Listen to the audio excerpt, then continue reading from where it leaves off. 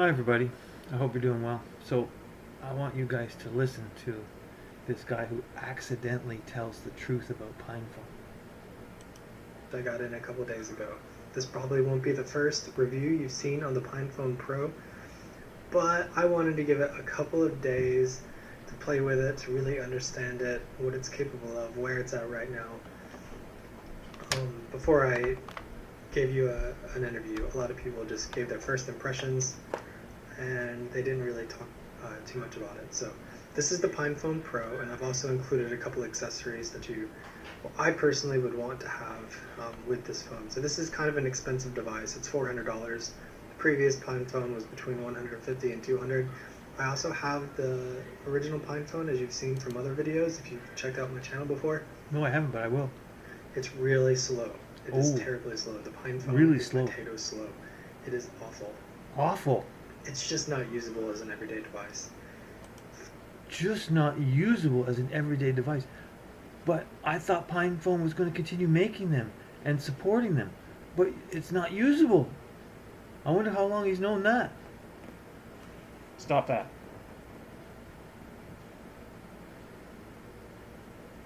Stupid cat. Phone calls don't sound great already. The text messaging hardly ever works. At least last time I tried it, it's been a few months. No, you're correct. It doesn't work. But the Pinephone Pro is a different device, and this is based on the Pinebook Pro. It's the same CPU architecture, underclocked a little bit to keep the heat under control. The front camera is now the same camera as the rear camera on the original Pinephone. Pause this till something important There's like a better rear. Front camera is now the same camera as the rear camera on the original Pinephone, and there's like a better rear camera, so this might actually end up being a decent camera. Now the camera doesn't work yet. I'll go ahead and say that. This is the Explorer edition. It doesn't work. And what that really means is it sucks. They haven't got all the drivers finished. So the way Pinephone works is they put out a device with some initial work done on it to get it out in the wild. And it's the same piece of crap the Pinephone was. You know, that slow one? The extra mile. So they start writing stuff. And this is to create a Linux phone ecosystem. And that sounds to some people like, why would I buy a device that's not done yet? Why? Because you're an idiot. Personally, I believe that this is the most amazing phone since the original iPhone. The camera especially. The amount of freedom you get as a software developer on a Linux phone, it's amazing. All right. Yeah. But let's go ahead and talk about how the phone works. So these are a couple of accessories that you want to have. And this is actually from my original Pinephone. The color is already starting to tint. I haven't tried the hard case yet. I'll move ahead to something important. It's pretty garbage. It runs really fast. Here we go, guys. This is good. But also that's not user replaceable. So if we do a lot of writes, maybe it's good to do it to the SD card so that it can preserve the life of the internal memory. So let's go ahead and get started looking at the device. It is KDE Plasma by default. Right now there isn't a documented way to reflash the internal memory to a different operating system. They're going to fix that. The bootloaders. What? There's no way? Now, in my previous video, some guy talked about having done it, and he said he wasn't supposed to, and this is why, because it's unsupported. So it's a step down from the Pinephone, because you can do it with the Pinephone. Unbelievable. Then they're going to fix it. I hope so. How did they get broken? So it can't be. So if you want any other operating system, it's SD card only. Wonderful. What a great feature. Way to go, Pinephone. Let's hear some more, shall we? Still has some work. So you're going to start by opening it. You're going to ask for your PIN. I'm going to look away while I put that in. All right. And this is the Plasma desktop. So I'll go ahead and say it is way faster than the original. But somebody else says it was slow. Pinephone. Everything is faster. Everything is improved. Everything looks great. You can change the wallpaper. So everything is improved except the camera doesn't work, and you can't flash the onboard memory card. Only add an SD card. That's not improved, my friend. Settings haven't been getting saved for me after I do it, though. The desktop is still very buggy. However, the KDE Plasma Desktop is much more functional than Phosh, I'm not sure how to pronounce it. Who I cares? do prefer Phosh on the original Pinephone. It's faster. And I don't really have a choice to change to it. And you say, see, this is really, really smooth. Really, really smooth. Yeah, like that's what I buy a phone for. The web browser, scroll up and down on it. Is a great web browser, and it works. So here we have Hacker News. Scrolling works fine. You can check your Facebook. You can go to Reddit. You can add web apps to your home screen. See here, if I wanted to add this, you click the three dots, and you would probably see. You can do show desktop, all that good stuff. See if I can add to home screen, and might take that a minute. Let's see if it's already added it. Yep, right there, and then open it up as a web app. So that works great, and that'll give you a little bit of help, filling up your app drawer. Some of the apps it comes with, this is getting really I like. Okay, I hooked the last one. The guy was drinking too much Kool-Aid. Now the third one's going to be really great. Pay attention. Hello! I see you're watching this video on YouTube. I highly recommend checking out the description below to find my channel on Odyssey and Library. The platform is ad-free after making an account and has no evil overlords. Thank you.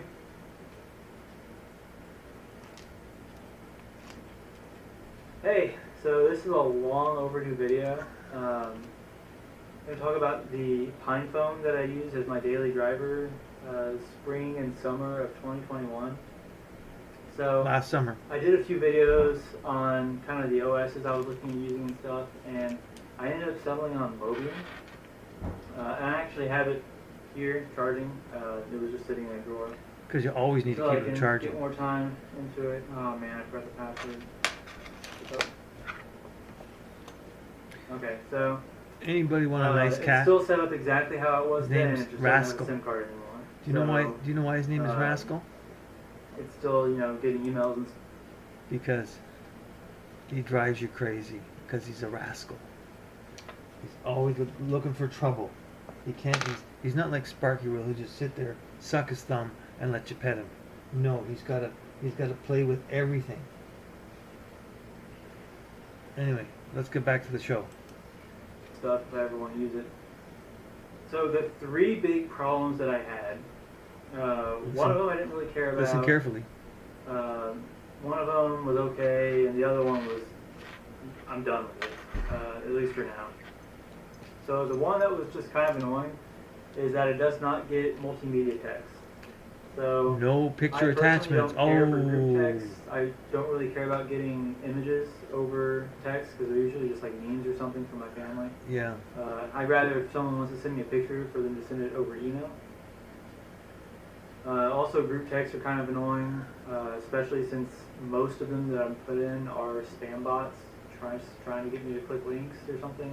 Usually from email addresses, and I really wish that the Android default text app could block those because they're obviously spam.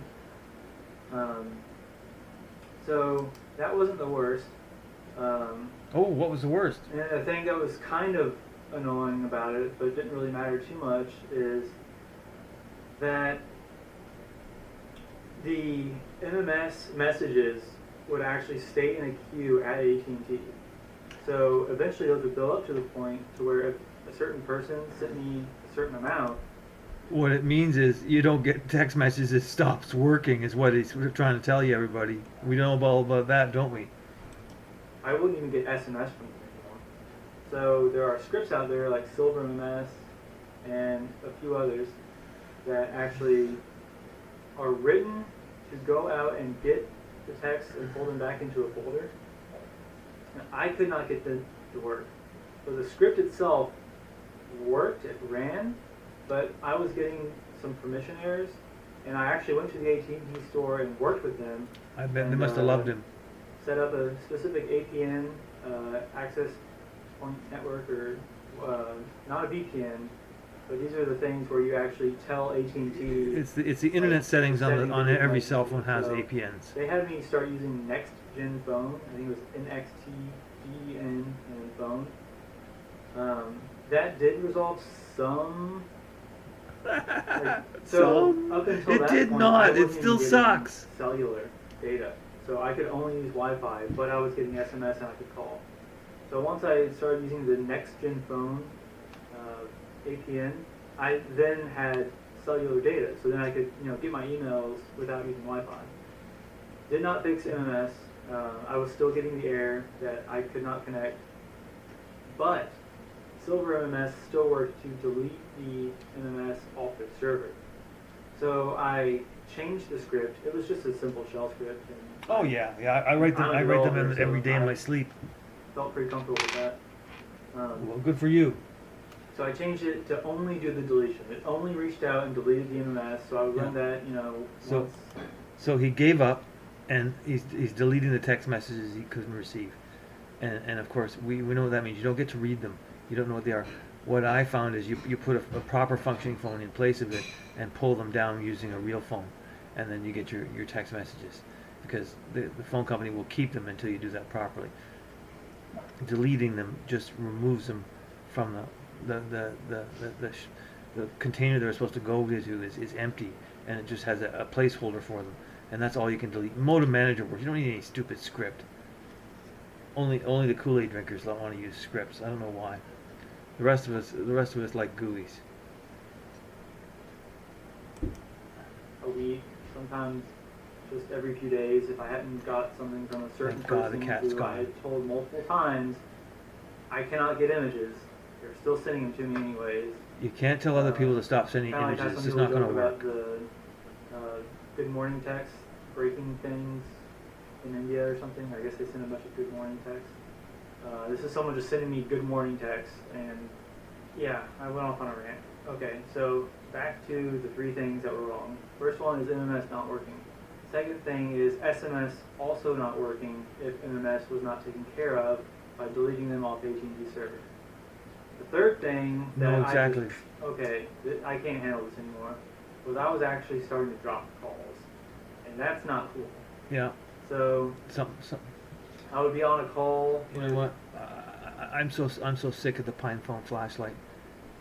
It's clear the Pinephone Pro is just as bad. In fact, it's worse.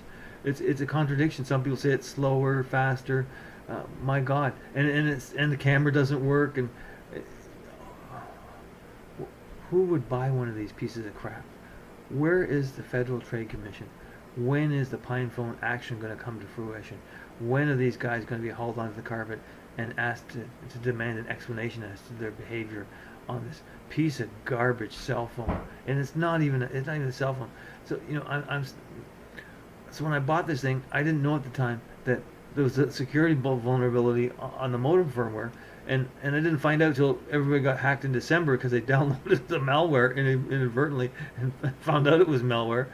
And now I hear from listening to the latest ones, there's more trouble. So where's my fucking fix? And I don't want some handwritten firmware from somebody who doesn't work for the company who built the hardware. Firmware is hardware specific. You just can't write your own firmware for everything when you're not the manufacturer, because there's things you don't know about how it works. What are you going to do? Reverse engineer the existing firmware? You're going to call the manufacturer and say, can I come over and have a look, see how your operation works? And then I'm going to write some firmware for it? Why is the manufacturer not writing firmware to correct this? This phone is a brick, and it makes a great flashlight brick. I can't wait for justice to come. I really can't, because Pinephone. When's the Pinephone Pro coming out? And more features that won't work. I can hardly wait. Oh boy. And I can't say anymore. I'm going to be mean to people. Anyway, thanks for listening. Remember what Sparky says. Sparky, where are you? Come and say it. Sparky? No, he's off puking in the corner. He can't take it anymore. Anyway, thanks for listening, everybody. Take care.